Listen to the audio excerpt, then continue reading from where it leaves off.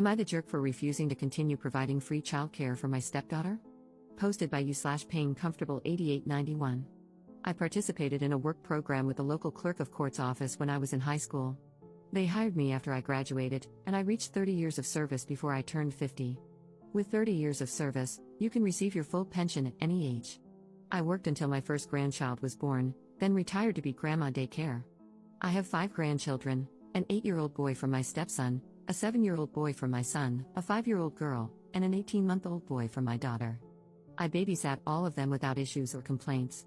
I still care for the 18-month-old Monday through Friday and watch the older ones during the summer and school holidays. My stepdaughter and her boyfriend have been non-stop drama since before their baby was born. When she was 10 weeks pregnant, they gave me a 3-page list of rules for babysitting. They said if I didn't sign it, I wouldn't be allowed to babysit. I told them I understood their need to do what was best for their baby and assured them there would be no hard feelings if they made other childcare arrangements. Some rules were almost understandable, but most were downright ridiculous, and none of them were going to work for me. I don't remember all the rules, but here are some examples. I couldn't take the baby anywhere without their permission. I couldn't watch more than one additional child while babysitting. I couldn't cook. I had to provide the full name, date of birth, and address of any potential visitors for their approval before the person could be around their child. They had to know any time I had a guest over, who it was, and how long they stayed. My 9-year-old cat would have to be kept out of any room the baby might be in, even when the baby wasn't there, and I couldn't get another pet without their agreement. When she was 7 months pregnant, they returned with revised rules in an attempt to compromise. Again, I told them their expectations didn't fit with my life and encouraged them to find other childcare. 2 days after my stepdaughter returned to work, she called and asked if I could watch Cullen the next day. I agreed but made it clear I would provide safe, appropriate care based on my judgment, and wouldn't tolerate complaints or accusations of violating their rules. I wanted it to be very clear that I wasn't agreeing to any of their conditions. My stepdaughter was fine when she dropped Cullen off and picked him up, but I felt like she interrogated me every time. It was tolerable, but her boyfriend was downright rude. By Sunday, I would dread the start of the week because of their behavior, especially his. At minimum, he would pick Cullen up, make a big deal about partially undressing him, and make at least one snide comment about my cat, having another grandchild over, cooking, or something else. Then he'd say something like, "I guess we don't have any choice but to put up with this for now," or, "I guess you're happy you won." This went on for 4 months. I spoke to my stepdaughter several times and told her that, clearly, they were unhappy with how I cared for Cullen. I suggested they find alternative childcare and said her boyfriend needed to tone down his behavior. Things would improve for a day or two, but then he'd start again. It all came to a head as Thanksgiving approached. He was very vocal about not wanting me to keep all my grandchildren over the break. I made it clear there would be a couple of days when I'd have all of them and told them to make other arrangements if they had a problem. They didn't make other arrangements, and when he picked Cullen up on the first day I had all my grandkids, he was very rude.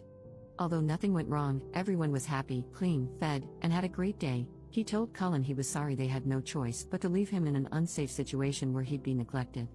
I called my stepdaughter that night, told her what he'd said, and informed her they had 2 weeks to make other arrangements.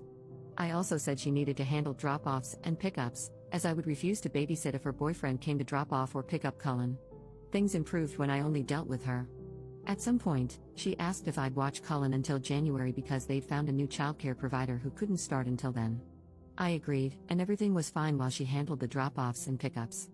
On New Year's Day, several people sent me a screenshot of a post her boyfriend made on social media, saying how thankful he was that they finally didn't have to worry about Cullen's safety or neglect anymore.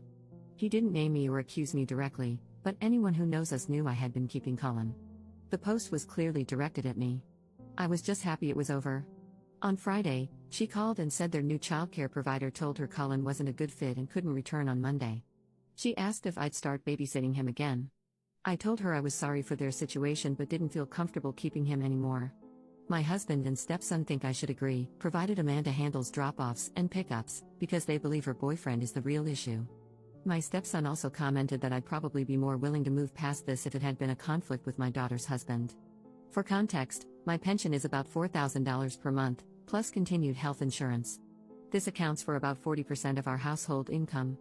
Am I the jerk for refusing to watch Cullen again? Update 1 day later. First, let me address the common suggestion that Amanda's boyfriend is purposely sabotaging their childcare to trap her at home.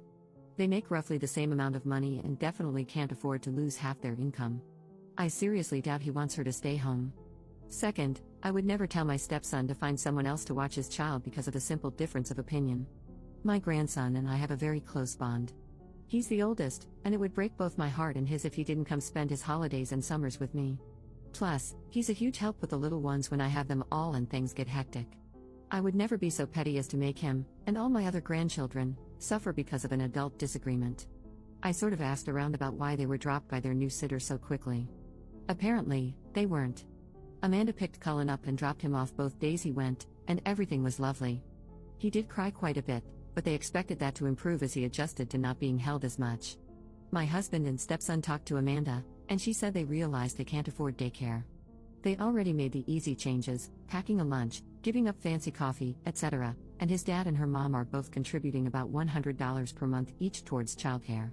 They can barely afford it, but they didn't realize you have to send everything the baby needs. I buy diapers, wipes, formula, bottles, extra clothes, etc. They just hand me the baby.